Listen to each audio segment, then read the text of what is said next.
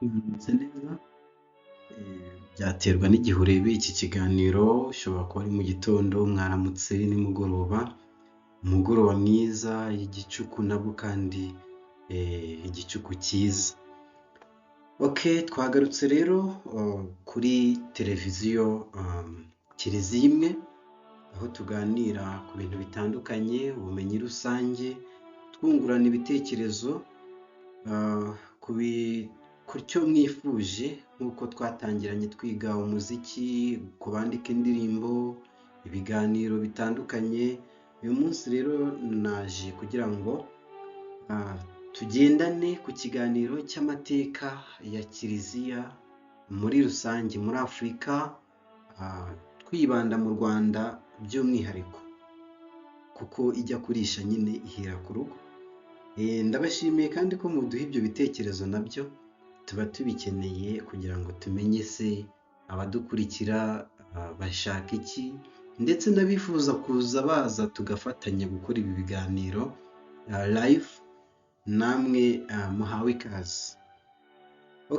Nizere ko wamaze gukora subscribe, ari ubwa mbere wayikora, kandi ukanasangiza inshuti ibi biganiro. Tugiye kurebera hamwe amateka ya Kiliziya mu Rwanda, bifite intandaro yo mu bihugu duturanye, ndetse na Afurika n'isi muri rusange.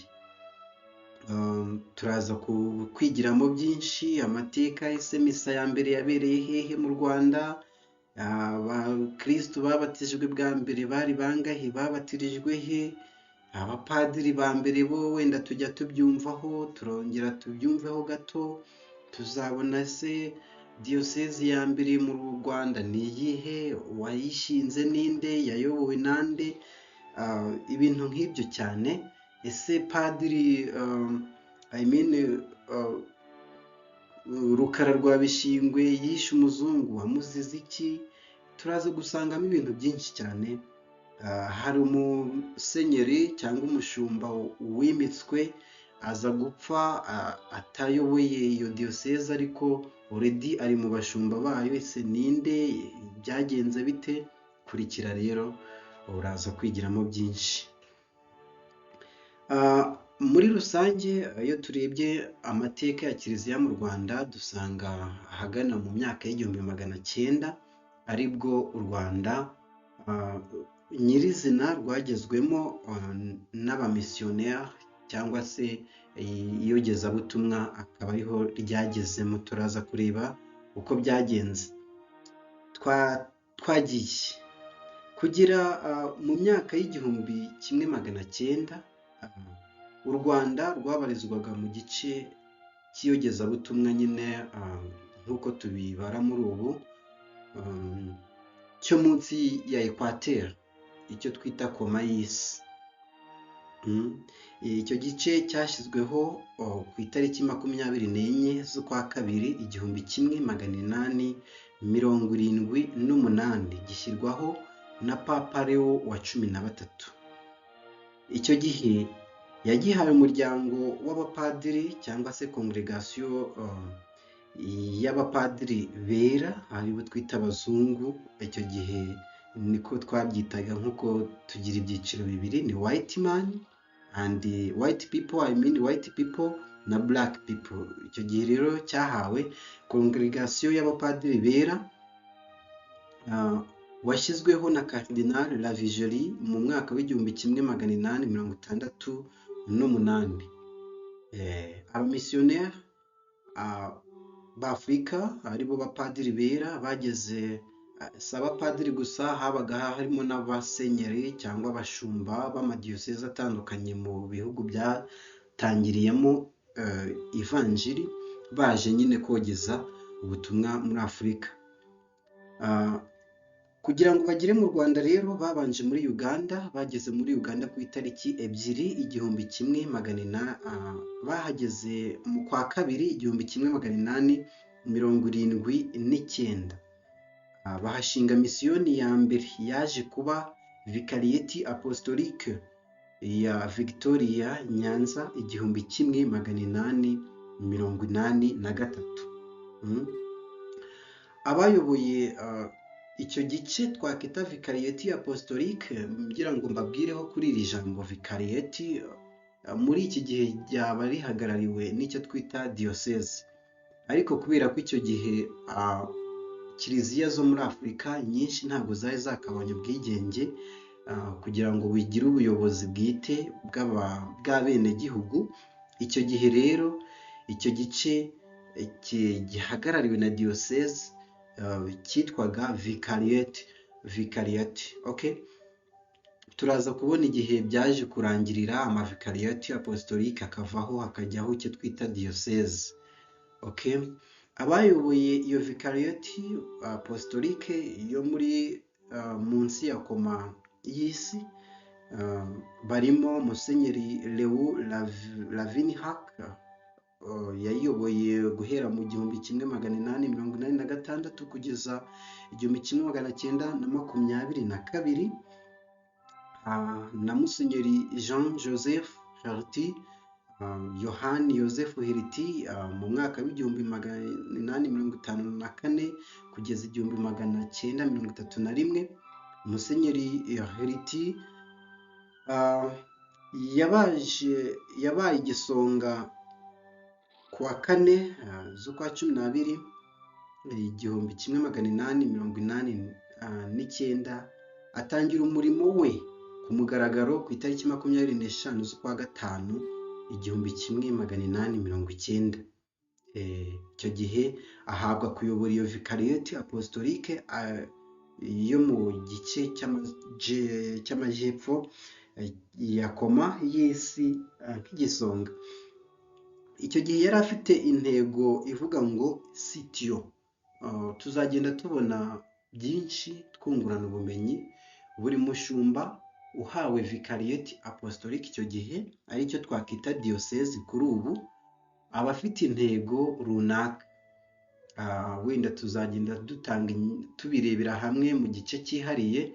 Nk'umushumba wa diyoseze ya Byumba, nubwo amateka tuzayasubiramo twitonze guhera ku bayiyoboye mbere, ariwe Musenyeri Pius Musengamana, ubu afite intego ivuga ngo in caritate et misericordia, ni ukuvuga ngo mu rukundo n'impuhwe. Uwo musenyeri rero Heriti nawe yari afite intego ivuga ngo sitio, bivuga ngo I have that, mfite inyota, ntabwo ari inyota y'icyaka cy'umubiri, ahubwo ni inyota y'iby'ijuru. Ku itariki 16 z'ukwa 7 1894, icyari vikariyeti apostolique Nyanza yagabanyijwemo vikariyeti eshatu. Nyanza y'amajyepfo yahawe Musenyeri Heriti, akaba ariyo u Rwanda icyo gihe rwabarizwagamo. Twavuga ko ari nkayo diyoseze u Rwanda rwabarizwagamo, kubera ko nta bakristo benshi bari bakabayeho. Wasangaga icyo twakwita nka diyoseze y'ubu gifata mu gihugu kikarenga mu kindi. Urumva twavuga muri Uganda tugafata u Rwanda n'u Burundi tukiri muri vikariyeti apostolique imwe.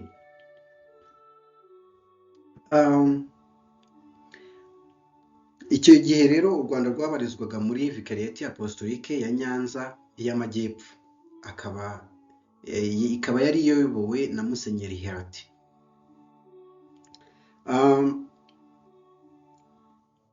Yari ifite icyicaro i Kagoma, Bukumbi muri Tanzania. Urumva ko yafataga ibihugu byinshi. Aho i Bukumbi Kagoma niho Musenyeri Heriti yafatiye umugambi, cyangwa se niho yagiriye igitekerezo cyo kohereza abamisiyoneri mu Rwanda.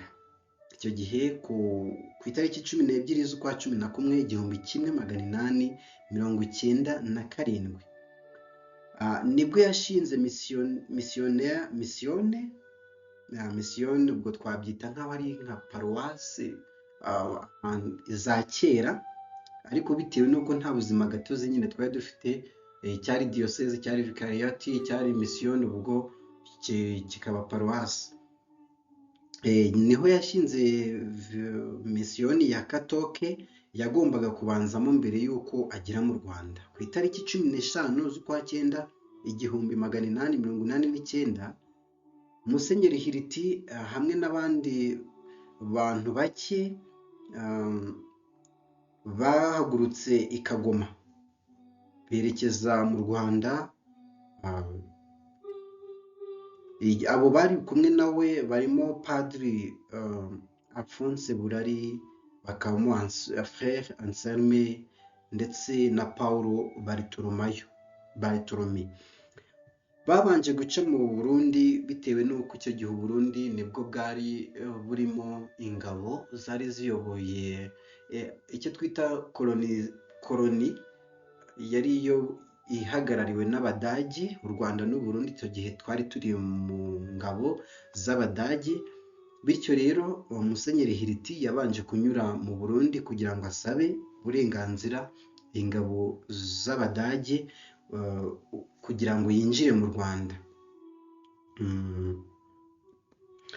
Icyo gihe bamuhaye uburenganzira ku itariki 20 z'ukwa mbere 1900. Urumva 1900 Musenyeri Hiriti nibwo n'abari bamuherekeje nibwo bageze i Shangi, ari naho habereye misa ya mbere mu Rwanda. Aka kantu gafate, i Shangi niho habereye misa ya mbere mu Rwanda ku itariki 2 z'ukwa kabiri 1900. Musenyeri Yohani Yosefu Hiriti nabo bari kumwe bakirwa ibwami. Bageze ibwami bakirwa n'umwami Yuhi wa gatanu Musinga mbere y'uko bakomeza berekeza mu bice by'amajyepfo y'igihugu. Ku itariki 4 z'ukwa kabiri kandi 1900 Musenyeri Hiriti yasubiye Tanzania. Icyo gihe yasubiye yanyuze mu cyahoze ari Gisaka, asiga bagenzi be ari bo Padiri Burari, asiga Bartholomew, Paulo na Anselme, abasiga mu Rwanda kugira ngo bashinge misiyoni ya mbere. Ku itariki 8 kandi z'ukwa kabiri 1900, abapadiri basigaye i Save ari naho bashinze misiyoni ya mbere. Misiyoni ya mbere mu Rwanda ni Save, bishatse kuvuga ngo paruwasi ya mbere yavutse bwa mbere mu Rwanda ni paruwasi ya Save. Icyo gihe yisunze cyangwa se yiragije Mutagatifu Yosefu. Nyuma hashingwa misiyoni zitandukanye. Hashinzwe misiyoni ya Zaza ku itariki ya 1 z'ukwa 11 1900. Haza gushingwa diyosezi ya Nyundo, misiyoni ya Nyundo ku itariki 25 z'ukwa 4 1901. Urumva hari hashize umwaka iyogezabutumwa rigeze mu Rwanda, ivanjiri. Hakurikiyeho misiyoni ya Rwaza yashinzwe ku itariki 20 z'ukwa 10 1903.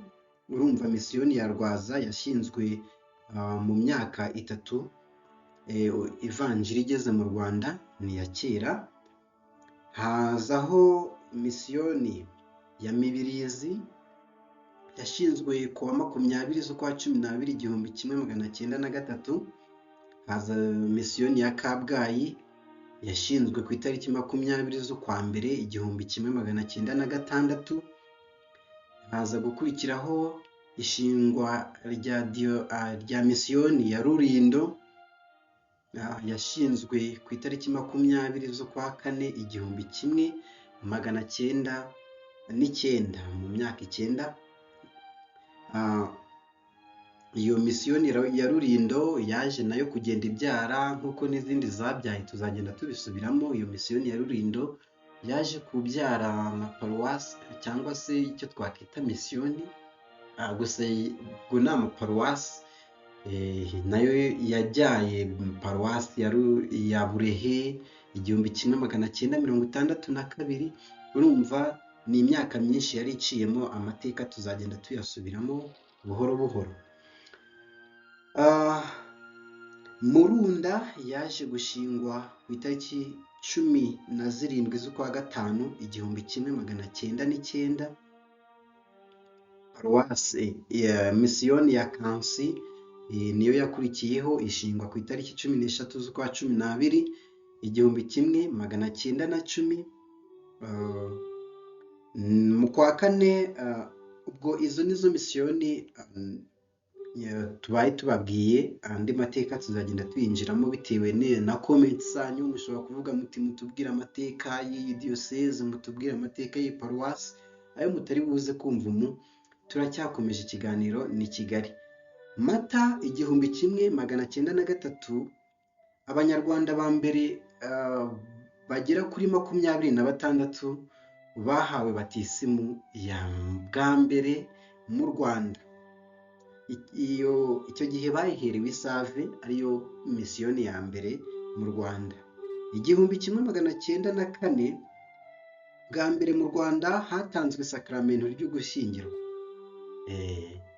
Icyo gihe hanatorwa abaseminari ba mbere boherejwe kwiga ishangiro muri Tanzania, iruhande rwa Musenyeri Hiriti wagize uruhare mu ishingwa rya misiyoni ya mbere mu Rwanda na bagenzi be. 1907 nibwo hasohotse bwa mbere igitabo cy'inyigisho za Kiliziya mu Rwanda. 1911 kandi hasohotse ikindi gitabo nacyo cy'inyigisho za Kiliziya cyiswe Catholic Bibeli, cyangwa se bivuga Bibiliya ikoreshwa mu mashuri. Ni Bibiliya yakoreshwaga mu mashuri mu Kinyarwanda, aricyo cyaje kwitwa Bibiliya Gatolika, Catholic Bibeli. Kuva mu mwaka w'1927 ku itariki 13 z'ukwa gatatu, icyo gihe nibwo ibyo byabaye. Kuva 1927 nibwo icyo gihe twayitaga Bibiliya Gatolika. Ku itariki 13 z'ukwa gatatu kandi 1909, imiryango ya mbere y'abihayimana yasesekaye mu Rwanda yagiye ivuka cyane, bivuga ko ubutumwa bwari burimo bugenda. Habaye ababikira bera abo mu muryango w'abamisiyoneri b'umwamikazi wa Afurika, ngira ngo n'ubu baracyahari. nibo babanje, ababikira bo mu muryango w'abamisiyoneri b'umwamikazi wa Afurika nibo babanje mu Rwanda. Hakurikiraho abafere b'urukundo ba Gandhi 1929 muri Astrida. Ababerdine 1932, Kansi n'abapenitenti ba Mutagatifu Francisco d'Assise, Francisco w'Assise 1936, Mibirizi. Mbere y'uko kandi urumva iyogezabutumwa ryari rimaze igihe mu Rwanda, hatangiye kuvuka imiryango bivuga ko nyine abanyarwanda bari bamaze kugenda bumva neza ivanjiri.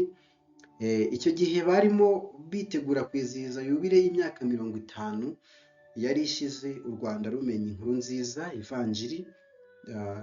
Ubwo 1950 nibwo yagombaga kwizihizwa. Icyo gihe mu Rwanda hari imiryango irenga 10 y'abiyeguriye Imana. Wavuga uti ko ari mike cyane, ariko tugereranyije n'imyumvire y'abanyarwanda kuva mu myizerere y'abakurambere kugira ngo bareke ryangombe bayoboke Kristu, byari bigoye cyane.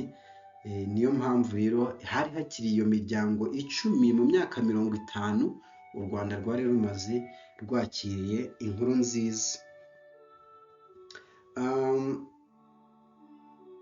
Kuva ku itariki ya mbere z'ukwa kane 1910, Padiri Pauline Lupias nibwo hari kuwa mbere ku itariki enye 1910 kuwa mbere z'ukwa kane Padiri Pauline Lupias yishwe n'uwitwa Rukara rwa Bishingwe. Ayo mateka mujya muyumvaho. Padiri Pauline Lupias yishwe na Rukara rwa Bishingwe. Icyo gihe yazize ko yageragezaga guhuza umwami Musinga n'udutsiko tw'abantu tw'abanyarwanda ndetse bari baramwigometseho. Abanyarwanda bari baramwigometseho nk'uko dushobora kugira abatavuga rumwe n'igihugu bagashaka kwigomeka ku mukuru w'igihugu. Icyo gihe umwami twamugereranya na perezida kuri ubu. Rero Padiri Lupias niko kwegera umwami agerageza kuzana n'abo bamwigometseho, agerageza kubunga. Hanyuma rero witwaga Rukara rwa Bishingwe nawe wari mu ako gatsiko aza kumwivugana avuga ko ntaho ahuriye n'abanyarwanda, nta mpamvu yo kugira ngo afate abanyarwanda abunge n'umwami, ari umunyamahanga. Icyo gihe yaramwivuganye. Ku itariki 12 z'ukwa 12 1912, Papa Piyo wa 10 yashyizeho vikariyeti nshya yari igizwe na Kivu, u Rwanda, u Burundi na Buha. Ubwo mu Rwanda, u Rwanda rwari rwavanywe kuri vikariyeti apostolique twabonye ya Nyanza y'Amajyepfo. U Burundi buvanwa ku ya Nyankembe, ubwo nayo bitewe n'ayo mavugurura yari akozwe na Papa Piyo wa 10. Iyi vikariyeti nshyashya kandi yahise iyoborwa na Musenyeri Yohani Yozefu Hiriti. Bumve ko twakomezanye. Wabanje gukorera ku Nyundo mu Rwanda ku itariki yabanje kugira icyicaro ku Nyundo ku itariki 8 mu kwa munani kandi 1914 habayeho gushinga icyicaro i Kabgayi ku itariki 12 z'ukwa mu kwa 12 1913. Abaseminari b'abanyarwanda bigaga muri seminari ya Lupia Ihangiriyo muri Tanzania bazanywe kwiga i Kabgayi. Ibyo nyine byabaye ku itariki 12 nibwo bimuwe mu kwa 12 1913 bazanywe i Kabgayi. Icyo gihe hashinzwe seminari nto, hashinzwe seminari ya Mutagatifu Leo na seminari nkuru ya Mutagatifu Karoli Barome i Kabgayi.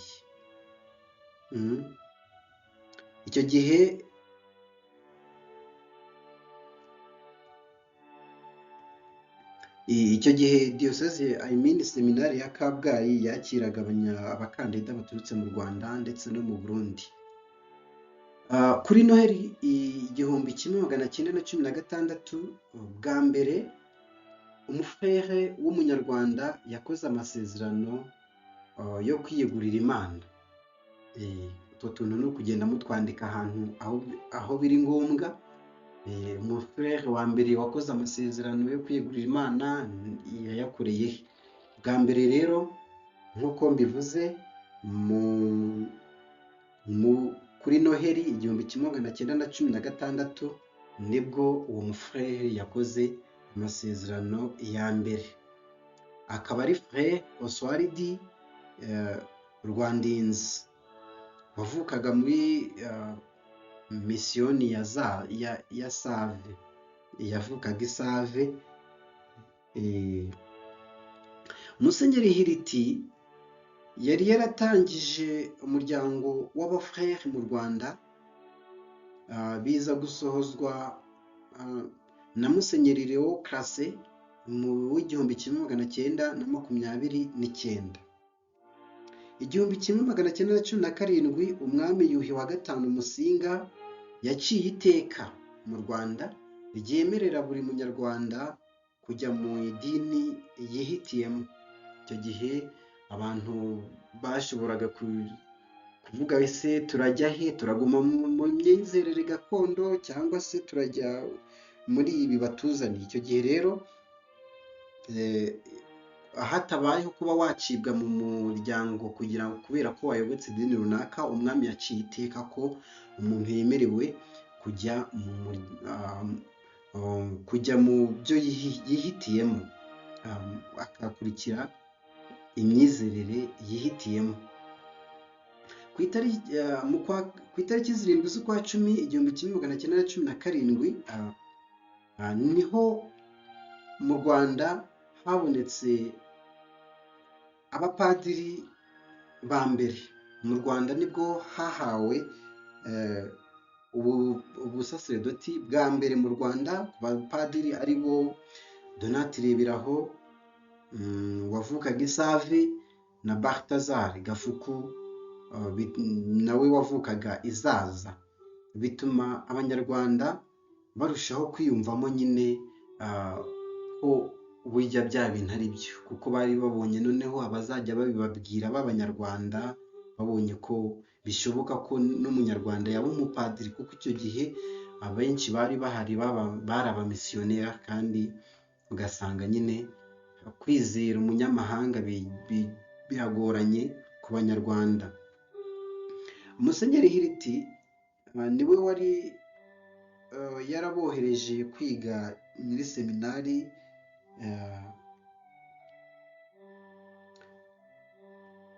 y'i Bukoba 1904. Ni nawe wabahaye ubusaserdoti i Kabgayi. Yego, ibyo birori kandi bidasanzwe mu Rwanda byahuriranye n'ishingwa rya misiyoni ya Rwamagana ku itariki 25 z'ukwa 3 1919. Nanone bwa mbere umubikira w'umunyarwandakazi Mama Yohani yakoze amasezerano ya mbere mu muryango w'abenebikira washinzwe na Musenyeri Hiriti 1913. Ku itariki 12 z'ukwa 12 1912 ku Nyundo, Musenyeri Hiriti yari yaratangije igikorwa cyo gutora abagombaga kujya muri iyo congregation mu kwa 12 kandi 1919. Ikigo biteguriragamo bakimuye bagikura i Rwaza bakijyana i Save. 1919 muri uwo mwaka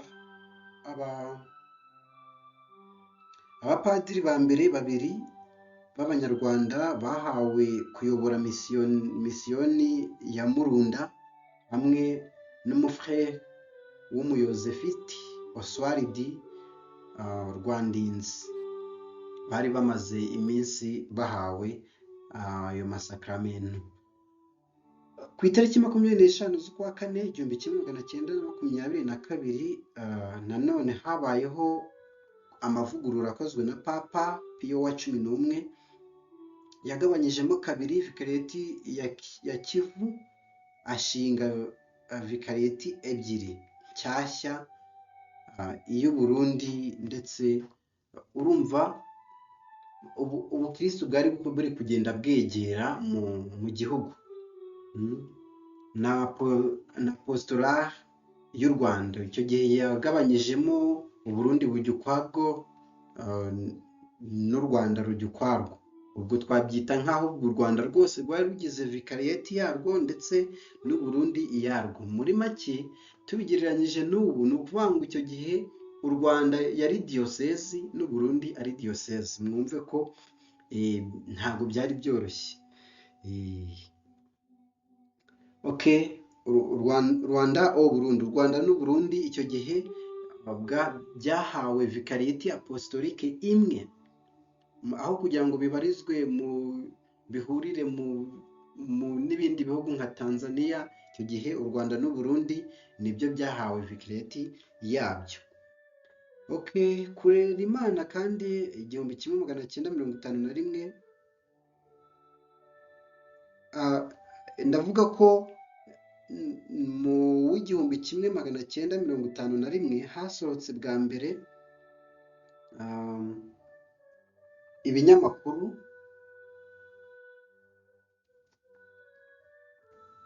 Icyo gihe iyo Burundi yaragijwe Musenyeri Julian Gorju, na vikariyeti apostolique y'u Rwanda icyo gihe yaragijwe Musenyeri Leo Paul Classe. Urumva u Rwanda rwari rusa n'urubonye nabyita decentralization, ubuyobozi hafi bwa kiliziya. Vikariyeti yacu yahawe kuyoborwa nka vikariyeti y'u Rwanda muri icyo gihe. Okay, Hiriti kandi mu cyahoze ari Kivu icyo gihe niho Musenyeri Hiriti yari yungirije, nk'uko twabibonye ari Igisonga. Musenyeri Hiriti yagiye kuruhukira muri seminari nkuru ya Kabgayi, ari naho yapfiriye ku itariki 6 z'ukwa mbere 1931. Icyo gihe imirimo ye nyine yari yaratangiye ikomezwa n'abandi yari yaratoje. 1929 hashinzwe urwunge rw'amashuri rwa Astrida, urwunge rw'amashuri rwa Butare, Indatwa, Inkesha, urwunge rw'amashuri rw'Inkesha. Icyo gihe rwashinzwe kugira ngo higishwe abagombaga gufasha abakoloni b'Abadage gutegeka u Rwanda. Rwamaze igihe kinini rwakira abana bavuye mu Burundi ndetse n'u Rwanda. Ku itariki 18 z'ukwa 11 1931, inteko ya kiliziya ishinzwe iyogezabutumwa ku isi yagize seminari nkuru ya Mutagatifu Karoli Barome, yayishyize ku rwego rwa seminari nkuru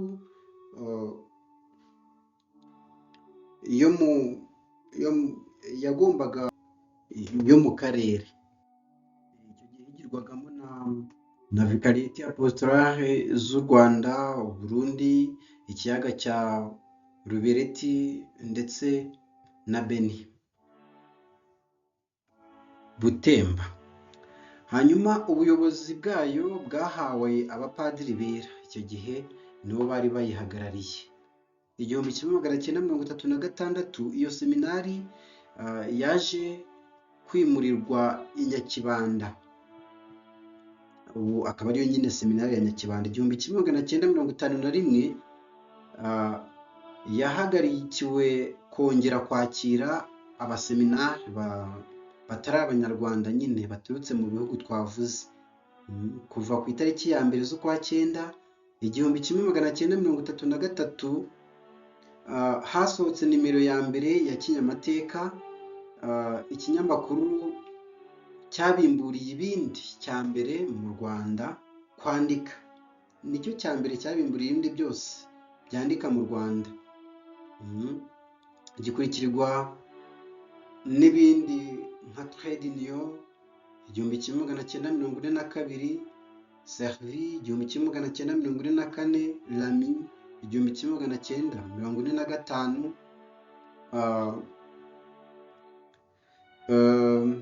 Theodorite et Pastoral au Rwanda 1946. Ubwo urumva u Rwanda rwari rukataje, noneho ruri kwandika n'ibinyamakuru. Kurerera Imana cyaje nacyo mu 1951. haza kuza ikindi cyitwaga Hobe 1954. Ibyo byose ahanini byageragezaga kwibanda ku iyobokamana ndetse n'ubumenyi rusange mu mashuri, kugira ngo batoze abanyarwanda nyine bagire ubumenyi bukenewe. Ibindi byaje nyuma nyine bikurikira ibyo bya mbere tubabwiye. Ku itariki 12 z'ukwa mbere 1943, Musenyeri Laurent de Primo yatorewe kuba umwepiskopi w'umuranga wa Musenyeri Leo Classe. Niwe mwepiskopi wa mbere wabuherewe mu Rwanda. Ku itariki 19 z'ukwa gatatu 1913, nyuma y'urupfu rwa Musenyeri Classe, ku itariki 31 z'ukwa mbere 1945, Musenyeri de Primo yabaye igisonga cya Papa mu Rwanda. Yahawe gutegura kandi kuyobora sinode yabereye Kabgayi 1950. Yabanje gutegurwa n'imbanziriza sinode pre-synode 1945. Yashyize ku murongo ku buryo bugaragara gatigisimu mu Rwanda, gatigisimu kariya gatabo, azana n'imiryango ya Action Gatolika itandukanye, kandi ategura uko abapadiri kavukire b'Abanyarwanda aribo bagomba kuza bayobora za kiliziya z'u Rwanda. Wumve ko de Primoz yakoze akazi gakomeye mu Rwanda. Ku itariki 17 z'ukwa 10 1943, umwami Mutara wa gatatu Rudahigwa yarabatijwe. Aka kantu ukwiye kukanota. Ku itariki 17 z'ukwa 10 1943, umwami Mutara wa gatatu Rudahigwa yarabatijwe. Nyuma y'imyaka 14 yose yaramaze ari umwigishwa. Imyaka 14 kugira ngo abatizwe, ntabwo byari byoroshye kugira ngo umuntu areke iyobokamana, imyizerere yari arimo ajye mu yindi. Ni nk'uko ubu uje ukavuga ngo utuzaniye iyobokamana rishya n'ukuntu twamaze kwiyumvamo ubukristu, byazasaba igihe kinini kugira ngo tubyumve. Icyo gihe kandi umwami Mutara wa gatatu Rudahigwa yahisemo kwitwa Charles Léo Pierre cyangwa se Karoli Léo Pierre. Ahabwa atyo. Icyo gihe yahisemo ayo mazina kubera iki? Yahisemo ayo mazina kugira ngo ahe icyubahiro Karoli w'umurwaneza. Léo,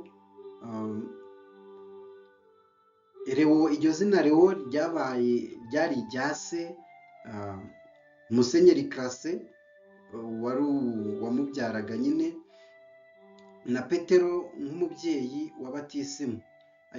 Léo ryari irya Musenyeri Classe, na Pierre cyangwa se Petero ryari iry'umubyeyi we wa batisimu. Bityo ahita ahuza ayo mazina, Charles Léo Pierre. Charles Léo, Charles ryari irya Karoli w'umurwaneza, Léo rikaba irya Musenyeri wamutoje, ndetse na Petero cyangwa Pierre ry'umubyeyi we wa batisimu. Urumva yari akifitemo ako kantu ko kuvuga ngo reka he icyubahiro abantu be, nk'uko babikoraga baterekera ngo bari guha icyubahiro abakurambere.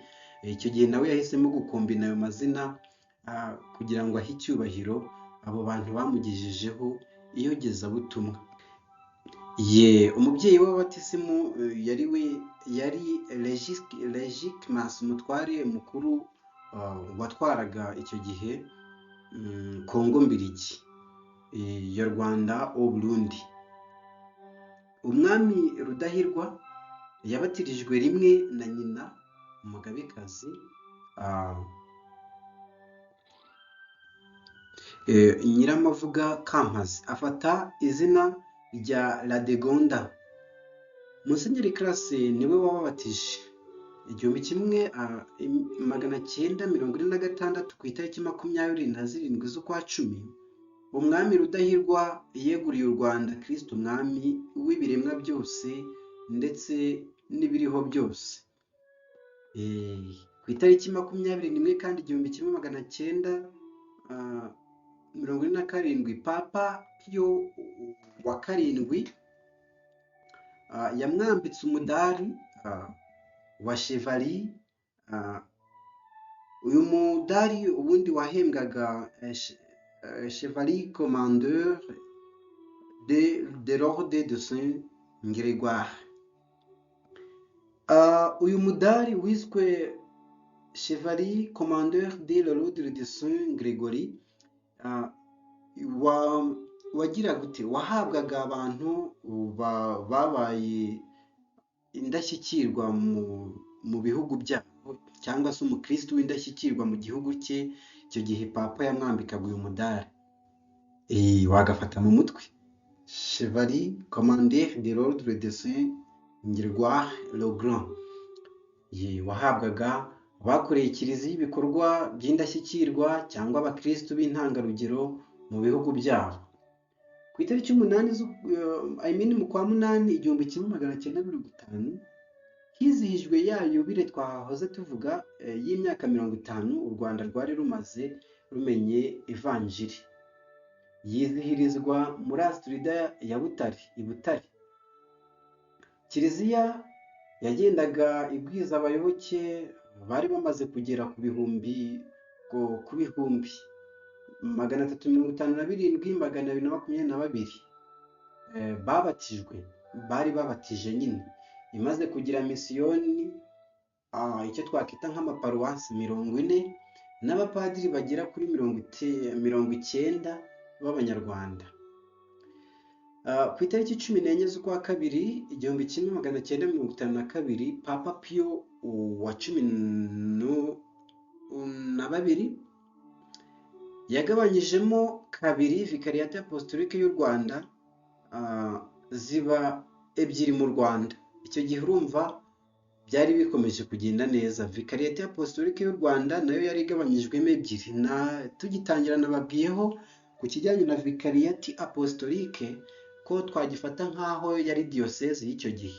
Ubwo u Rwanda icyo gihe papa yarugabanyijemo diyosezi ebyiri, arizo Kabgayi na Nyundo. Nyundo iragizwe Musenyeri Aloys Bigirumwami, umwepiskopi wa mbere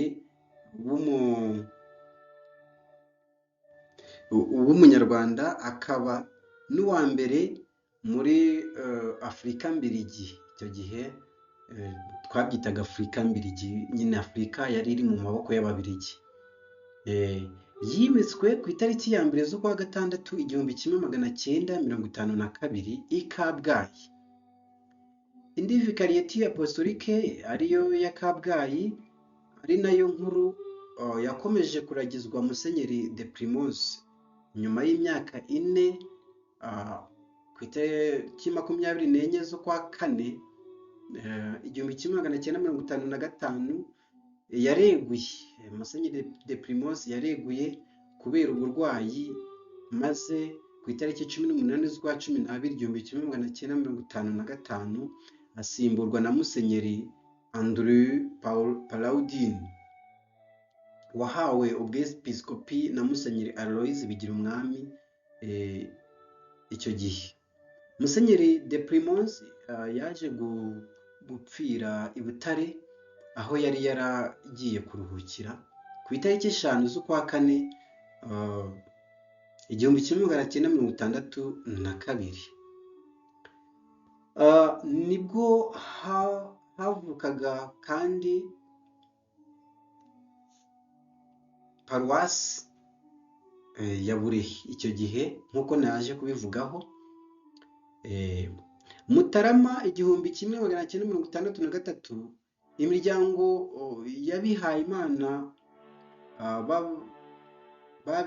mu Rwanda b'abenegihugu harimo abayobozi n'abenebikira yatangiye kwigenga.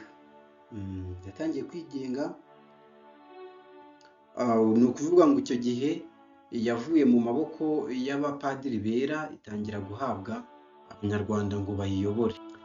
Icyo gihe yatoye abagize inama rusange baturutse mu banyamuryango bayo, gusa ntibongera kuyoborwa n'abamisiyoneri.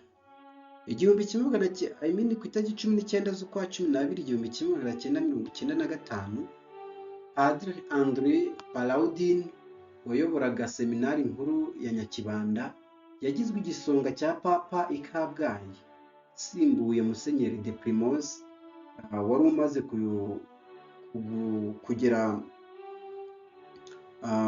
wari umaze igihe. Icyo gihe yareguye kubera uburwayi, nibwo asimbuwe na Padiri Palaudin André. Uyu musenyeri kandi yahawe ubusenyeri na Aloys Bigirumwami ku itariki 25 z'ukwa 3 1956 i Kabgayi.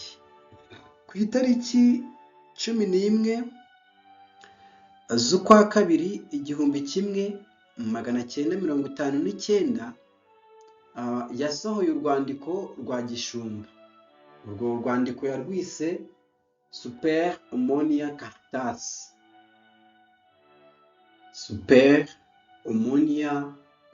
Caritas. Rwashishikarizaga abakristu kugaragaza urukundo. Urwo rwandiko n'ubu urukeneye warusoma. Super Omnia Caritas rushishikariza abakristu kugaragaza urukundo mu gihe cy'igisibo. Uru rwandiko rwavuzweho byinshi n'abanyarwanda n'amahanga, bamwe bavuga ibyiza abandi bibi, ntibibura nyine, ariko icyo rwashishikarizaga nk'uko titire yabyo ivuga ni urukundo. Ku itariki 26 z'ukwa 4 1956, padiri w'umunyarwanda Sekamonyo Raphael yashinze umuryango w'ababikira b'abizera Mariya. Icyo gihe awushinga i Gisagara. Musenyeri Jean Baptiste Gahamanyi, umushumba wa diyosezi ya Butare, yashyize uyu muryango ku rwego rw'imiryango yemewe na Kiliziya Gatolika. Ku itariki 8 z'ukwa 9 1979, gusa wakomeje kuyoborwa n'ababikira batari abanyarwanda, ababikira bera, kugeza umwaka w'1998 ubwo hateranaga bwa mbere inama nkuru y'abagize umuryango nk'uko bigenwa n'amategeko ngenga ya Kiliziya Gatolika.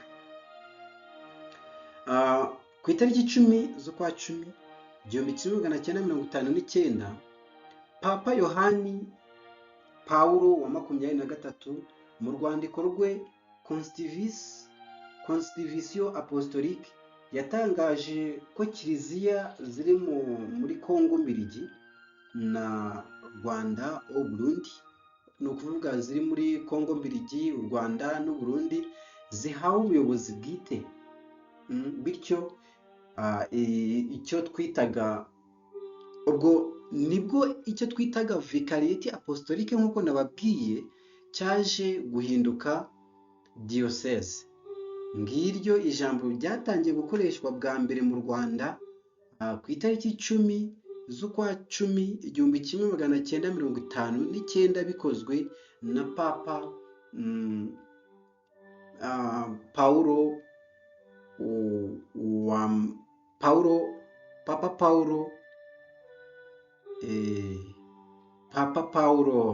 Papa Yohani Pawulo wa kabiri, yego, azigira cyo Diocese.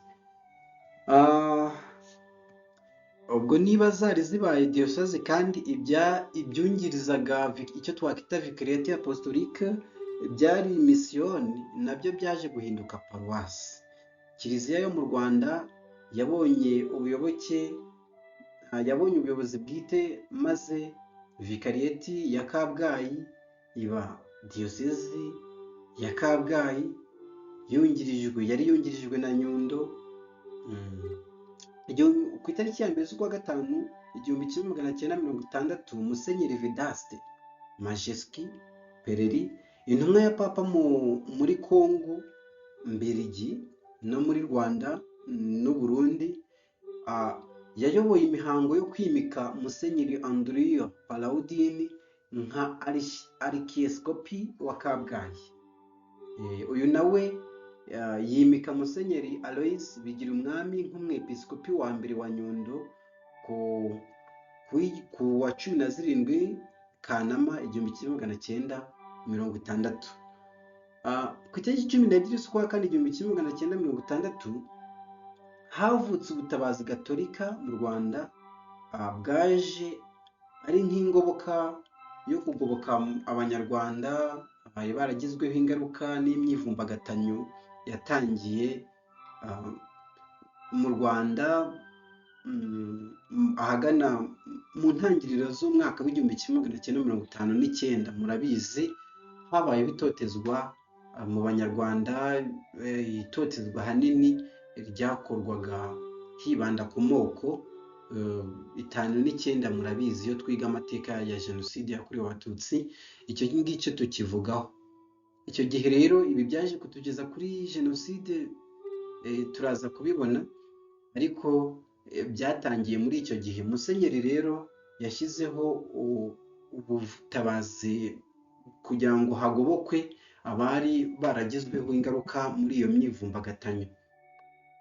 Uwo muryango niwo waje guhinduka Caritas Rwanda, wemezwa n'iteka rya Minisitiri nimero 499/08 ryo kuwa mbere z'ukwa kabiri 1962, nk'umuryango udaharanira inyungu. Ku itariki 20 z'ukwa 12 1960 hashinzwe diyosezi nshya ya Ruhengeri. Abanyaruhengeri ndabasuhuje cyane. Diyosezi yanyu yashinzwe ku itariki 20 z'ukwa 12 1960. Diyosezi nshya ya Ruhengeri yari igizwe n'uduce twari twavuye kuri diyosezi ya Nyundo no kuri arikidiyosezi ya Kabgayi. Urumva twamaze guhindura, ntabwo tukivuga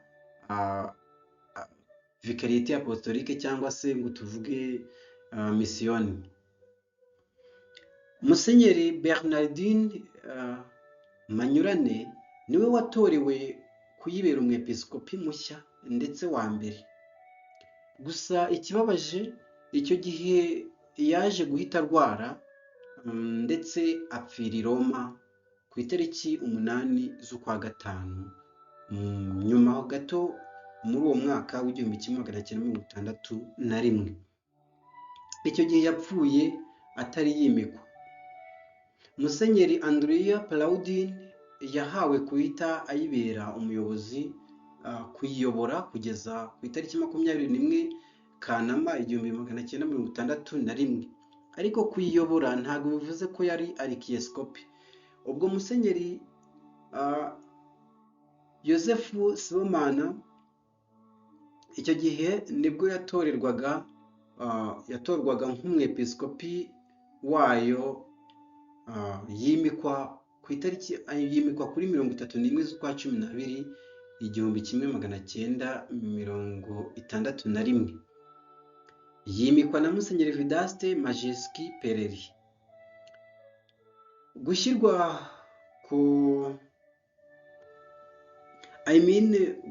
kwa diyosezi ya Ruhengeri, kuyishyiraho nyine byatumye diyosezi ya Nyundo igabanyuka, bityo yongerwaho igice cya Kinyaga kugira ngo hatabaho ihungabana ariko aba ariko tubyita cyangwa se kugabanyuka cyane. Ku itariki 3 z'ukwa cumi mu kwa gatatu 1961 ubuyobozi bwa seminari nkuru ya Mutagatifu Karoli Barome Charles Barome y'umunyakibanda bwavuye mu maboko y'abapadiri b'abamisiyoneri cyangwa abapadiri bera bwigurirwa abanyarwanda abenegihugu. Padiri Matayo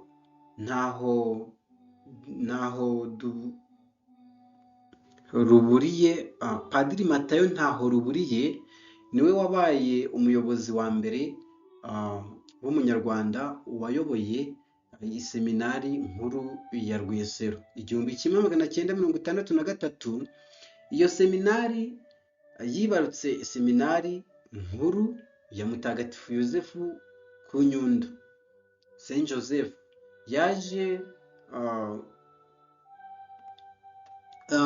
Iyo seminari yaje guhuzwa n'iya Nyakibanda ku itariki 1973. Icyiciro cyayo cyigishaga filozofiya cyimuriwe i Kabgayi ku itariki 11 z'ukwa 9 1961. Hashinzwe diyosezi nshya diyosezi ya Astrida Butare, maze Musenyeri André Gahamanyi atorerwa kuyibera umwepiskopi wa mbere. Yimitswe kandi ku mugaragaro ku itariki 6 z'ukwa 1 1962. Twongeye ku itariki 12 z'ukwa Ukuboza mu kwa 12 1962. Muri uwo mwaka habaye ibintu byinshi cyane. Hatangiwe inama nkuru ya Vatikani, icyo gihe iza gusozwa ku itariki 8 z'ukwa 12 1963. Abepiskopi 4 bari bayoboye diyosezi 4 z'u Rwanda bagiye Vatikani muri iyo nama, bemera ndetse gukurikiza imirongo migari mishya yari ishyizweho muri iyo nama nkuru. Ku itariki 3 z'ukwa 11 1963, ku busabe bwa guverinoma y'u Rwanda, leta y'u Rwanda, abapadiri b'abadominikani Père Dominicain au Rwanda bo muri Canada, ntabwo ari abo mu Rwanda, bashinze kaminuza y'u Rwanda. Aka nako mukwiye kukamenya, hari amateka ubundi dukwiye kwigiraho. Kaminuza ya mbere yavutse mu Rwanda ni kaminuza ya Butare, iza kuvuka biturutse ku busabe bwa leta y'u Rwanda, bityo abapadiri b'abadominikani bayishinga i Butare. Bayiyoboye kugeza mu mwaka w'1972. Bivuga ngo kugeza icyo gihe yari iyobowe n'abapadiri. Ku itariki 6 Kanama 1964 hashyizweho icyiciro cy'intumwa ya Papa mu Rwanda, Musenyeri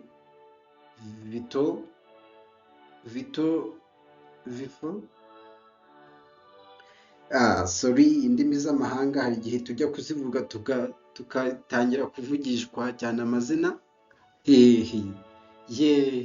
Ni Musenyeri Vifo Robert, aba uwa mbere mu ntumwa za Papa mu Rwanda.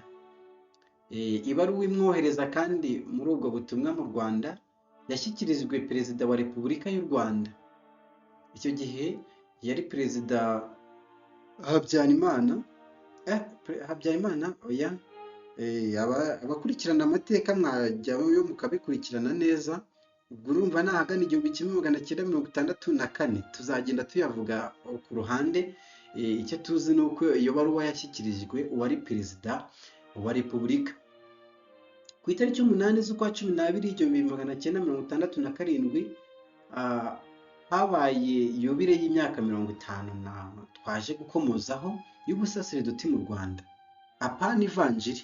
Iyi ivanjiri yari yarabaye, ubu ho habaye yubile y'ubusaserdoti mu Rwanda yizihirijwe i Kabgayi, ndetse n'iyi myaka 75 nayo niho yizihirijwe ku itariki 8 z'ukwa 12 1992. Ku itariki 5 z'ukwa 9 1968 hashinzwe diyosezi ya Kibungo. Diyosezi ya Kibungo, Musenyeri Joseph Sibomana atorerwa kuyibera umwepiskopi wa mbere akuwe muri diyosezi ya Ruhengeri, nk'uko twaje kubibonaho. Abo yasimbuye na Musenyeri, yaje gusimburwa na Musenyeri Phocas wimitswe ku itariki 30 z'ukwa 12 1988. Ku itariki 12 z'ukwa mbere 1974 Roma yaje kwemera kwegura kwa Musenyeri Aloys Bigirumwami wari ukuze icyo gihe, kandi akaba yari umwepiskopi wa Nyundo, maze Padiri Vincent Nsengiyumva atorerwa kumusimbura kuri iyo ntebe, kuri iyo mirimo yakoraga. Yahawe ubwepiskopi ku itariki 2 Kamena 1974. Mu kwa gatanu kandi 1976 yagizwe arikieskopi wa Kigali, nuko asimbura Padiri Wenceslas Karibushi wimitswe ku itariki 27 Werurwe 1977. Ku itariki 3 z'ukwa gatanu kandi 1976 habaye ishingwa rya arikidiyosezi ya Kigali. Papa Paul wa gatandatu yatoreye Musenyeri Vincent Nsengiyumva kuyibera arikieskopi wa mbere wayo. Yimitswe ku itariki 20 Kamena 1976 na Cardinal Angelos wari waroherejwe mu Rwanda nyine kuba igisonga cya Papa. Kubera iryo yimikwa kandi yari arikidiyosezi ya Kabgayi yabaye diyosezi yungirije, maze Musenyeri Andrea Plaudin yakomeje kuba i Kabgayi nka arikieskopi w'icyubahiro wa Kabgayi kugeza aho yitabye Imana ku itariki 6 z'ukwa gatandatu 1980. Ubwo hashingwaga inama nkuru y'abepiskopi gatolika mu Rwanda.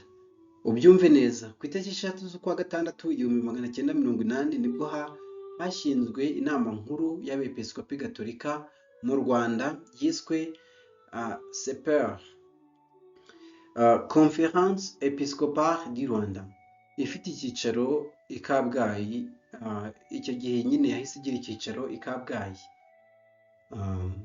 Yari isanzwe yitwa Ensemble Episcopal du Rwanda,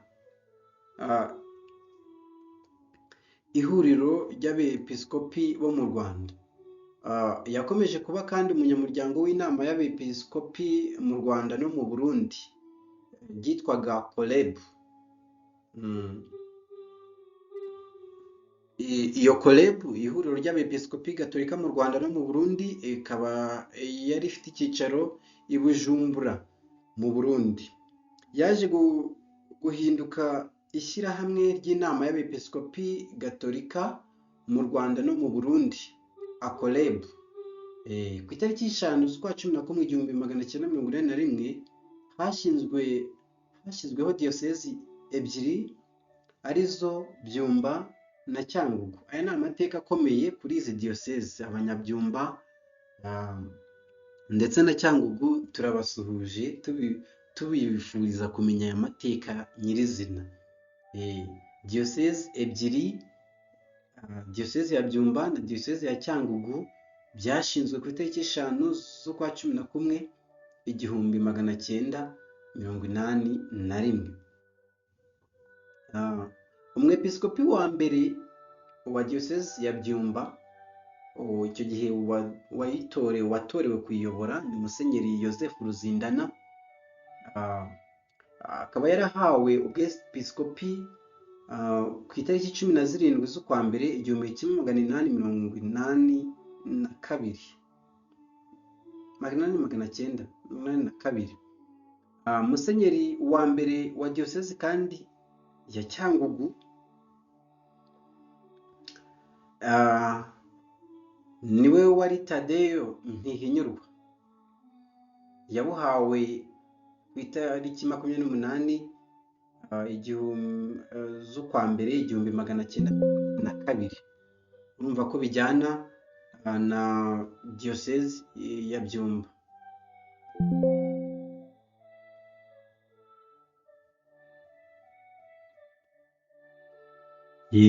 Kujya rero dusangira ayo mateka, tukizihiza igihe twaherewe abepiskopi hamwe na paruwasi na diyoseze zombi, Cyangugu ndetse na Byumba.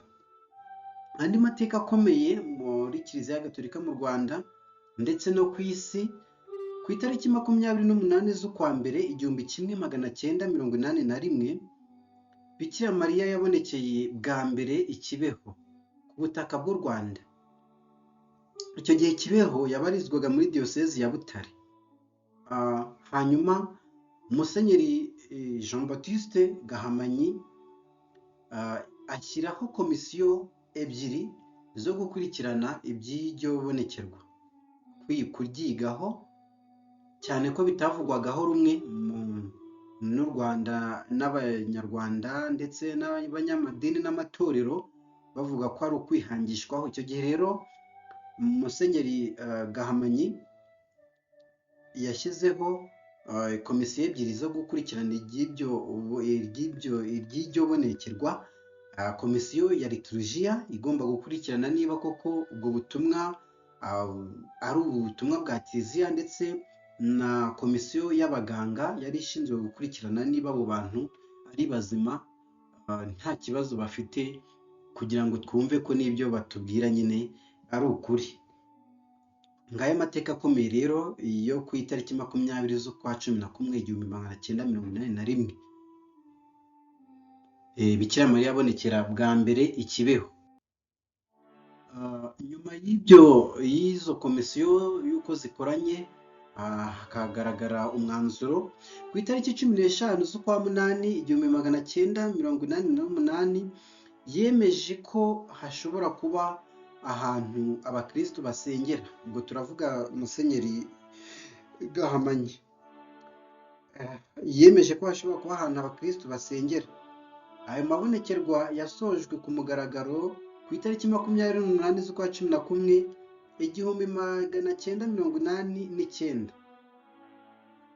Ku itariki 3 z'ukwa 12 1984, hashyizweho ishyirahamwe ry'inama y'abepiskopi muri Afurika yo hagati, EAC, East African Community, rifite icyicaro i Kinshasa.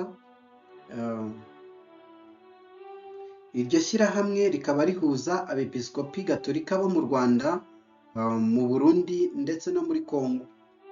Ku itariki 3 z'ukwa 6 1986, Musenyeri Aloys Bigirumwami, inkuru y'akababaro, yaratabarutse. Yari umwepiskopi wa Nyundo, kuko yari yarayoboye, gusa akaba yari mu kiruhuko cy'izabukuru. Icyo gihe rero yaratabarutse. Icyo gihe habaye ihungabana rikomeye bitewe n'ubuhanga yari afite ndetse n'amateka yari afite muri Kiliziya ndetse no ku gihugu. Amateka yari afite yari akomeye, bityo bituma hakorwa icyunamo mu gihugu hose. Buba umunsi w'icyunamo mu gihugu hose. Muri Kiliziya, Musenyeri Aloys Bigirumwami niwe waharaniye ko Kiliziya y'u Rwanda ihabwa ubuyobozi bwite, kandi afasha Abanyarwanda kwakira imyizerere ya Gikristo. yashyinguwe ku Nyundo, kandi nyine uwo munsi uba uw'icyunamo. Ku itariki 28 z'ukwa 12 1987, Musenyeri Tadeyo Nsengiyumva yagizwe umwepiskopi w'umuranga wa Kabgayi. Yimitswe ku itariki 30 z'ukwa mbere 1988. Ku itariki 7 z'ukwa 10 1949 yasimbuye Musenyeri Pawuladin wari ugiye mu kiruhuko cy'izabukuru. Aramusimbura ku cyicaro, ku ntebe ye, ntabwo ari icyicaro, amusimbura mu mirimo, mu butumwa bwe. Musenyeri kandi Pawuladin yari yaragiye kuruhukira ku cyicaro cya CPR i Kigali mbere y'uko yitaba Imana ku itariki 28 z'ukwa 4 2003, aguye mu Busuwisi. Ku itariki 5 z'ukwa 5 1990 hasohotse Bibiliya ya mbere yanditswe mu Kinyarwanda. Iyo Bibiliya yitwa Bibiliya Ntagatifu. Ku itariki ya mbere kandi kwa 4 1992 hatangijwe isohoka ry'igitabo cya mbere cya misa mu Kinyarwanda, Messeur. Icyo gitabo cyitwa igitabo cya misa ya Kiliziya ya Roma. Ku itariki 2 z'ukwa 9 1990, Papa Yohani Pawulo wa II yasuye Kiliziya Gatolika y'u Rwanda. Aya nayo ni amateka akomeye. Ku itariki 2 z'ukwa 9 ndetse na 2 kugeza ku itariki 9 z'ukwa 9 nibwo yasuye Kiliziya y'u Rwanda. Icyo gihe yasuye u Rwanda ubwo rutari rumeze neza muri politike, kunga icyo gihe ntabwo byari byoroshye, abanyarwanda bamwe birukanwa mu gihugu n'iki. Icyo gihe rero Papa aza nk'intumwa y'amahoro, kunga asaba ko habaho amahoro, ndetse byaje no gutuma habaho amasezerano y'Arusha yo kugira ngo hemererwe abari barirukanywe mu gihugu kongera kugaruka, impunzi zose zigaruke, nubwo bitaje kuba amahire. Ntabwo byabaye amahire kuko byaje kurangira habaye intambara yatangiye ku itariki ya mbere z'ukwa 10 1990.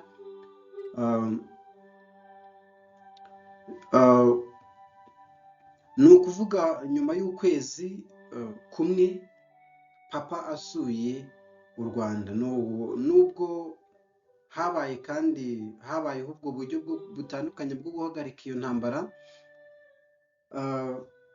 harimo nk'amasezerano y'Arusha yo muri Kanama 1993. Iyo ntambara yaje kugeza u Rwanda kuri Jenoside yakorewe Abatutsi 1994. Ku itariki 30 z'ukwa 3 1997 hashinzwe diyoseze nshya ya Kibungo. Padiri Augustin Misago wari umuyobozi wa seminari ya Nyakibanda, seminari nkuru ya Nyakibanda, yatorewe kuyibera umwepiskopi. Yimikwa ku itariki 28 z'ukwa 6 1992. Ku itariki 30 z'ukwa 3 1992, Musenyeri Yozefu Sibomana wari ugiye mu kiruhuko cy'izabukuru yahaye ubwepiskopi uwari umusimbuye, abumuha ku itariki 5 z'ukwa 7 1992. Musenyeri Yozefu Sibomana yitabye Imana ku itariki 9 z'ukwa 11 1999. Ku itariki kandi 7 z'ukwa 4 1994 hatangiye jenoside ku mugaragaro yakorewe Abatutsi. mu Rwanda. Yaje gutwara ubuzima bw'Abanyarwanda barenga miliyoni. Kiliziya Gatolika ndetse n'igihugu muri rusange byarahashegeshewe cyane, kuko nka Kiliziya yahatakarije abayoboke benshi bayo, barimo abapadiri barenga 100, abiyeguriye Imana, abayobozi b'amadiyoseze atandukanye, ndetse ubuyobozi icyo gihe bwa Kiliziya mu Rwanda bwakomwe mu nkokora bikomeye n'iyicwa ry'abepiskopi bagera kuri 3, hamwe n'abapadiri bayo bagera ku 10 biciwe i Gakurazo hafi y'icyicaro cya diyoseze ya Kabgayi. Abo bepiskopi bishwe uwo munsi barimo Musenyeri Vincent Nsengiyumva wari arikiyesikopi wa Kigali, Musenyeri Tadeyo Ntihinyurwa wari umwepiskopi wa Kabgayi, Musenyeri Joseph Ruzindana wari umwepiskopi wa Byumba. Mbibutsa ko Musenyeri Tadeyo Nsengiyumva yari umwepiskopi wa Kigali, akaba na perezida w'inama y'abepiskopi Gatolika mu Rwanda, ndetse na Musenyeri Focas Nikwigize waburiwe irengero ku itariki 30 z'ukwa 11 1996, aburirwa irengero hagati y'umujyi wa Goma muri Kongo ndetse na Gisenyi mu Rwanda. Ubwo icyo gihe yari arimo atahuka ava hanze muri Kongo aje muri diyosezi ye mu Rwanda. Ku itariki 13 z'ukwa 7 1994, Papa yagize padiri, ubwo ni Papa Yohani Pawulo wa kabiri, yagize padiri Enrico Roser umuyobozi mukuru uhagarariye Papa mu Rwanda, ni ukuvuga igisonga cya Papa mu Rwanda. Ubu butumwa yabuhawe muri Werurwe 1995, nibwo yabusoje, ubwo hari haje intumwa nshya ya Papa mu Rwanda ariwe Musenyeri Julius. Ku itariki 2 kugeza ku itariki 5 z'ukwa 11 1995, inama y'abepiskopi Gatolika mu Rwanda yongeye guterana nyuma ya jenoside, yiga ku bibazo bitandukanye bya Kiliziya muri icyo gihe cyari kitoroshye, ndetse iyi nama yateraniye i Butare, yemeza ko seminari nkuru n'intoya zakongera zigafungura imiryango, kuko icyo gihe zari zarahagaze guhera intambara igitangira. Ku itariki 11 z'ukwa 11 1994, Papa yashyizeho abayobozi administrateur apostolique ba za diyoseze zari zidafite abayobozi bitewe n'uko bishwe, nk'uko twabivuze ruguru, bishwe muri jenoside yakorewe Abatutsi 1994, arizo diyoseze ya Kigali, diyoseze ya Kabgayi, diyoseze ya Byumba, diyoseze ya Ruhengeri na Gikongoro. Ku itariki 25 z'ukwa 3 1996, Papa Yohani Pawulo wa kabiri yatangiye buhoro buhoro kubyutsa ubuyobozi bwa Kiliziya mu Rwanda, ashyiraho abepiskopi 3 basimbura bari baritabye Imana. Musenyeri Tadeyo Ntihinyurwa wari umwepiskopi wa Cyangugu, icyo gihe yabaye arikiyesikopi wa Kigali, simbura Musenyeri Vincent Nsengiyumva wiciwe i Gakurazo ku itariki 5 z'ukwa 6 1994. Papa Yohani Pawulo wa kabiri niwe wamwambitse icyo twita parium, pariyamu.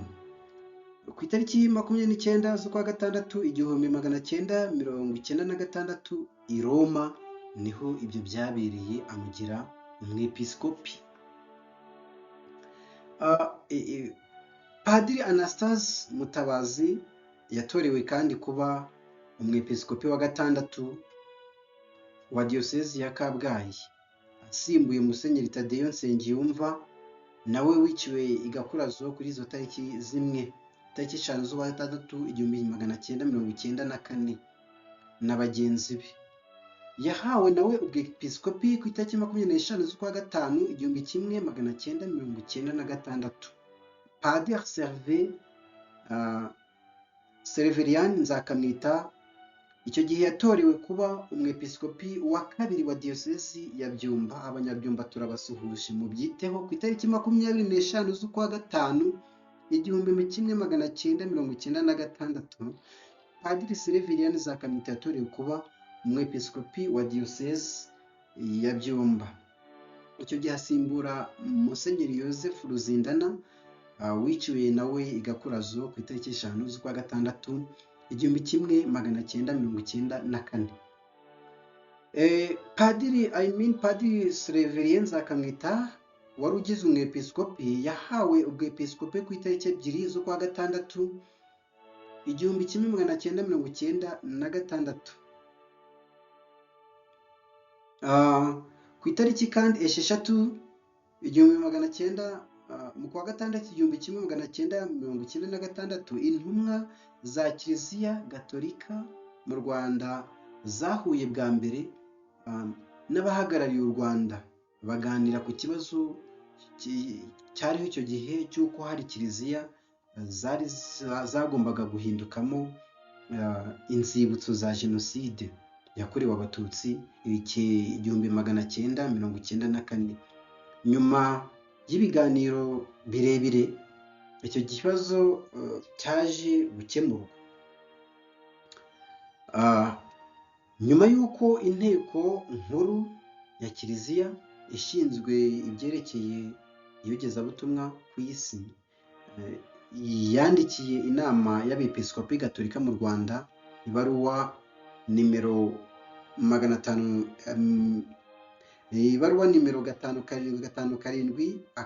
5757/98 yo kuwa 12 z'ukwa mbere 1994 yemera ko kiliziya zikurikira ariyo kiliziya ya Nyamata iba urwibutso rwa jenoside yakorewe abatutsi. Ikibazo cyari gisigaye cyari kiliziya ya Kibeho. Cyari cya kiliziya ya Kibeho yaje kongera kwemererwa gusengerwamo ku itariki 15 z'ukwa munani 2003. Ni ukuvuga ngo ubusabe bwasabaga ko nayo yahindukamo urwibutso, ariko inama y'abepiskopi gatolika ku isi ishinzwe iyogezabutumwa ndetse n'inama y'abepiskopi gatolika mu Rwanda baza kwemera ko paruwasi ya Nyamata ariyo yahinduka urwibutso, ariko ya Kibeho ikaza kongera kwemererwa gusengerwamo ku itariki 24 z'ukwa 11 1996 i Nyanza habereye yubile y'imyaka 50 yari ishize umwami Charles Leopold wa gatatu Rudahirwa yeguriye u Rwanda Kristo umwami w'ibiremwa byose. Icyo gihe yabikoze nk'uko twabibonyemo hejuru 1946. Hatangijwe kandi ku mugaragaro imyiteguro ya yubile y'imyaka 100 u Rwanda rumenye Kristo yagombaga kuzaba mu w'ibihumbi 2000. Ku itariki 18 Mutarama 1997 diyosezi zimwe zari zasigaye zidafite abayobozi zarababonye. Padiri Jean Damascene Bimenyimana yatorewe kuba umwepiskopi wa kabiri wa diyosezi ya Cyangugu asimbuye Musenyeri Tadeyo Ntihinyurwa waragizwe arikiyesikopi wa Kigali. Yahawe ubwepiskopi na Musenyeri Wenceslas Karibushi ku itariki 16 z'ukwa gatatu 1997.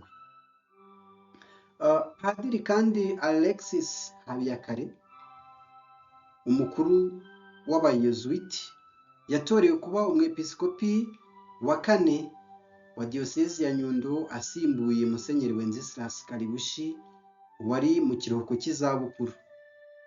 Padiri Philippe Rukamba yatorewe kuba umwepiskopi wa 2 wa diyosezi ya Butare, icyo gihe asimbura Musenyeri Jean Baptiste Gahamanyi wari nawe mu kiruhuko cy'izabukuru. Ku itariki 8 z'ukwa gatanu 1998, Padiri Kizito Bahuje Imihigo yatorewe kuba umwepiskopi wa 4 wa diyosezi ya Ruhengeri asimbuye Musenyeri Phocas Nikwigize, nk'uko twabibonye wari waraburiwe irengero ku wa 30 z'ukwa 11 1996. Ku itariki 8 z'ukwa 2 2000, i Save hatangijwe ku mugaragaro umwaka wa yubile w'imyaka 200 y'ubukristo ku isi. Imyaka 2000 y'ubukristo ku isi n'imyaka 100 u Rwanda rwari rumaze rumenya ivanjiri. Byaje gusoza uwo mwaka wa yubile z'impurirane. Ibyo birori biwusoza byabereye i Kabgayi, bwabereye i Kigali ku itariki 8 z'ukwa 2 2001. Byitabirwa n'intumwa idasanzwe ya Papa mu Rwanda, Cardinal Roger Echigara. Ku itariki 29 z'ukwa 6 2001, Musenyeri Augustin Misago, umwepiskopi wa Gikongoro, yatangaje ku mugaragaro ko Kiliziya yemeye amabonekerwa ya Kibeho. Ubwo uwo muhango kandi w'itangazwa ry'ayo makuru wabereye kuri katedrali ya Gikongoro. Sinzi, ntago wenda tuzagenda tubyinjiramo. Wakibaza uti se ubundi kuki tugira katedrali, paruwasi katedrali? Tugira paruwasi katedrali imwe muri diyosezi nyine. Hari uhita bifata gutyo nyine ati iyo ari kuri diyosezi ni paruwasi katedrali. Ese biva kuki? Kuri iyi televiziyo Kiliziya imwe tuzagenda tubirebaho byose. Ubundi tuvuga ko ari paruwasi katedrali kubera iryo jambo twita katedro, intebe ya musenyeri cyangwa se icyicaro cya musenyeri nicyo twita katedro, iyo ntebe ye. Bityo aho iri muri iyo paruwasi cyangwa aho iri aba ari katedrali. Bishatse kuvuga ngo aramutse yaje muri paruwasi, icyo gihe aba ari paruwasi katedrali kugeza havuye. Ibyo birori rero niho byabereye kuri katedrali ya Gikongoro. Hari intumwa ya Papa mu Rwanda, abepiskopi bo mu Rwanda, ndetse bagiye abagize inama y'abepiskopi gatolika mu Rwanda bose, n'abakuru b'imiryango y'abiyeguriye Imana, ndetse n'abakristu babashije kwitabira ibyo birori. Ku itariki 15 z'ukwa 9 2001, abepiskopi gatolika mu Rwanda bakoze urugendo nyobokamana bwa mbere, barukorera ku butaka bw'Ikibeho mu rwego rwo gushimangira ko ari ahantu hakwiye gusengerwa. Ku itariki 15 z'ukwa 8 2004, hatashywe radiyo Mariya Rwanda. Abakunzi ba radiyo Mariya Rwanda rwose twakomeza tuyitera inkunga ku buryo bwa 30 tukayitera inkunga, kuko kuva icyo gihe kugeza uyu munsi ni radiyo ikora, ariko idakora ibikorwa byinjiza amafaranga nko kwamamaza, ahubwo ari radiyo itunzwe n'abakristu kugezaho ibintu ijambo ry'Imana ku bakristu, dusome Bibiliya buri munsi, impuhwe z'Imana, amasengesho. Ni radiyo yaje ari igisubizo. Iyo radiyo rero yatashywe, yashyizweho ku mugaragaro ku itariki 15 z'ukwa munani 2004. Igira icyicaro cy'agateganyo muri diyosezi ya Kabgayi mu gihe hari hagishakwa ahantu heza runaka yakorera muri Kigali, mu mujyi wa Kigali. Ku itariki 23 z'ukwa mbere 2005 hatangijwe ku mugaragaro Bibiliya ya mbere y'Ikinyarwanda ihuriweho n'amadini n'amatorero, yasohotse yitwa Bibiliya ijambo ry'Imana, irimo ibitabo byo muri Bibiliya byemejwe ubwa kabiri. Umurimo wo guhindura iyo Bibiliya mu Kinyarwanda watangijwe n'umuryango wa Bibiliya mu Rwanda. Uwo muryango wawitangije 1997, uhurirwaho n'abagize amatorero y'abaprotestanti bari baravutse na Kiliziya Gatolika mu Rwanda. Ku itariki 21 z'ukwa mbere 2006, Padiri Smaragde Mbonyintege yatorewe kuba umwepiskopi wa diyosezi ya Kabgayi, asimbuye Musenyeri Anastase Mutabazi wari weguye ku mpamvu ze bwite nyuma yo kuyibera umushumba kuva ku itariki 10 z'ukwa 12 2004. Tuzagenda dushaka byinshi, amakuru menshi. Ese izo mpamvu ze bwite yaje gutangaza ni izihe? Ese yarazitangaje, ntazo yatangaje? Kiliziya yabivuzeho iki? Mukomeze gukora subscribe no gukurikirana ibiganiro byacu, tuzagenda twigana byinshi. Ku itariki 28 z'ukwa munani 2007, Musenyeri Kizito bahuje imihigo.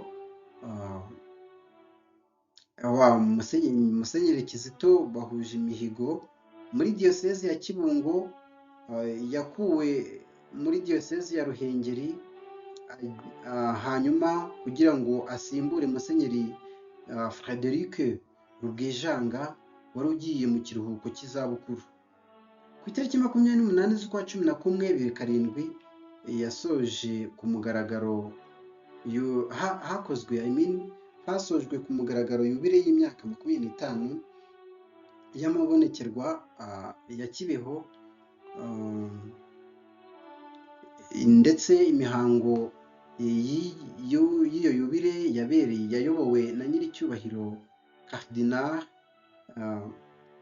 Vandriasis, umuyobozi w'inteko mukuru wa Kiliziya ishinzwe ibyerekeye iyogezabutumwa ku isi. Icyo gihe yari akikijwe n'abepiskopi gatolika bo mu Rwanda, abashumba b'amadiyosezi b'amadiyosezi atandukanye. Ku itariki 28 z'ukwa mbere 2010, Musenyeri Kizito bahuje imihigo yeguye ku bwepiskopi yari yarahawe bwa diyosezi ya Kibungo no ku buyobozi bwa diyosezi ya Ruhengeri. Ku itariki kandi 31 z'ukwa mbere 2012, Padiri Vincent Harorimana yatorewe kuba umwepiskopi wa Ruhengeri.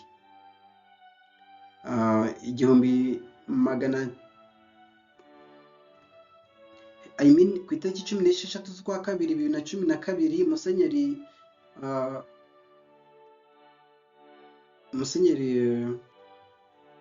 Musenyeri Luciano Russo yatorewe kuba intumwa ya Papa mu Rwanda, ahagera ku itariki 23 z'ukwa gatanu 2012.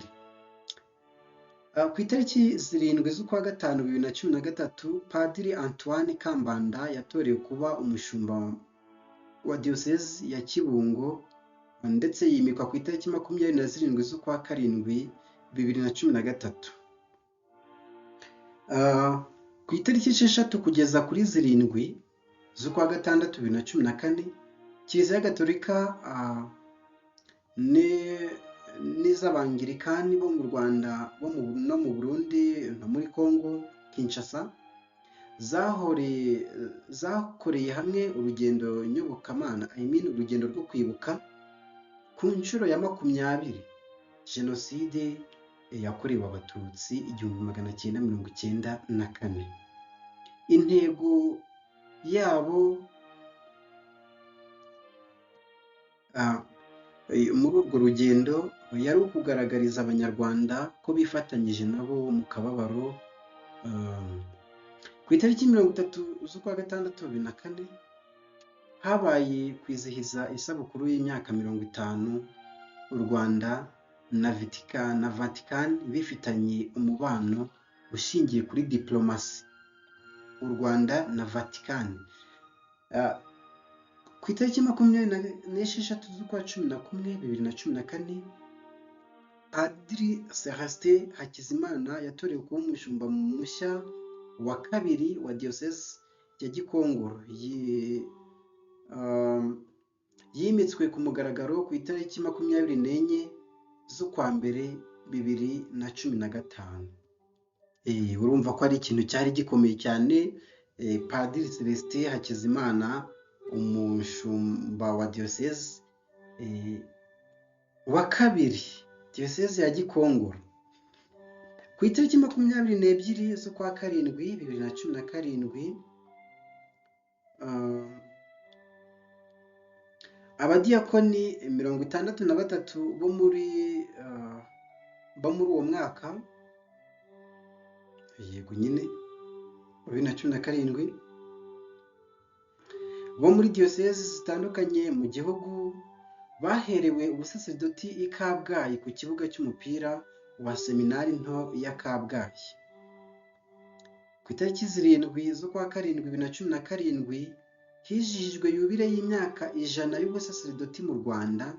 Ibirori byayo bibera i Kabgayi, byitabirwa n'abashyitsi bakomeye batandukanye b'amadiyosezi muri kiliziya, ndetse byitabirwa na His Excellence Paul Kagame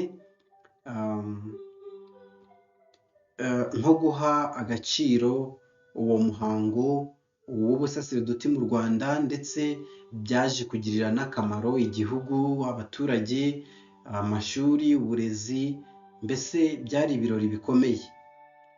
Icyo gihe hagendewe ku mibare yari iheruka gukorwa y'ikigo cy'igihugu gishinzwe ibarurishamibare mu Rwanda mu mwaka wa 2015, u Rwanda rwari rutuwe n'abaturage bagera kuri miliyoni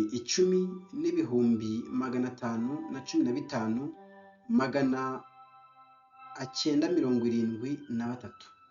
Iyi mibare ya za diyosezi zose zo mu Rwanda,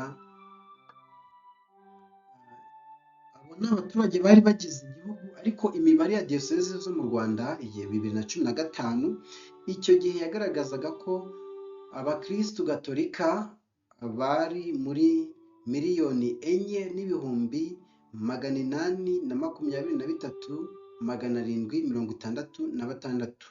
ni ukuvuga barengaga 45% by'abanyarwanda bose muri rusange. Nyuma yaho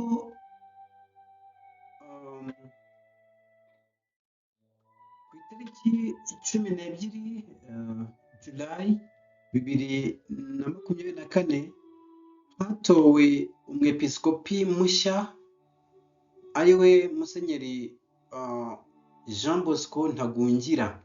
Akaba umwepiskopi mushya watorewe kuba arikiepiskopi wa Butare, asimbura Musenyeri Philippe Rukamba. Yimitswe ku itariki 12 z'ukwa munani 2024. Ibi nanone mbere ho gato Musenyeri Papias Musengamana yaje gutorerwa na Papa Francisco kuba umushumba mushya wa diyosezi ya Byumba, asimbuye Musenyeri Severiyani Nzakamwita wari ugiye mu kiruhuko cy'izabukuru. Musenyeri Musengamana Papias yabaye umwepiskopi yimikwa ku itariki 28 z'ukwa kabiri na 2024 na Musenyeri Severiyani Nzakamwita ari kumwe na Karidinali Antoine Kambanda. Uyu kandi Karidinali Kambanda yari yaratorewe kuba umwepiskopi, kuba karidinali na Papa Francis ku itariki 25 Oktoba 2022. Yimikwa ku itariki 28 z'ukwa 11 2020. Tuvuzeho gato intego ya Musengamana Papias mu buyoboke bwe nk'uko twigeze kubibonamo za sitio. Hano afite intego ivuga ngo in caritate et misericordia, bishaka kuvuga ngo mu rukundo n'impuhwe. Naho intego ya nyiricyubahiro Karidinali Kambanda Antoine ikaba ut vitam habeant. Ngayo amateka tubaye tubabwiye, andi tuzayakusanya nayo tubabwire guhera muri iyo myaka ya za 2019 kugeza 2025, tuyanonosore. Icyo twavuga nuko ibyo birori byabaye byo kwimika Karidinali byabereye i Vatikani ndetse byizihizwa no mu Rwanda, byitabirwa n'abashyitsi batandukanye barimo Perezida wa Repubulika y'u Rwanda Paul Kagame. Murakoze gukurikirana ikiganiro cyacu, kandi comment zanyu zirakenewe. Ubu hari icyo wifuza kutubaza, wakandika muri comment ukavuga uti mutubwire amateka ya paruwasi ya Save, mutubwire amateka ya paruwasi ya Kinihira, turifuza kumenya amateka ya paruwasi ya Ruhengeri, paruwasi ya Mwange. Uko mubishaka mwatubwira tukazagenda tuyabahiriza, ariko n'ubundi biri mu ntego yacu kugenda tuyabaha buhoro buhoro. Twishimiye ko mwanyuzwe nayo twabahaye. Mukomeze kugira ibihe byiza. Ni Kiliziya imwe, reka tumwe dukora subscribe and share.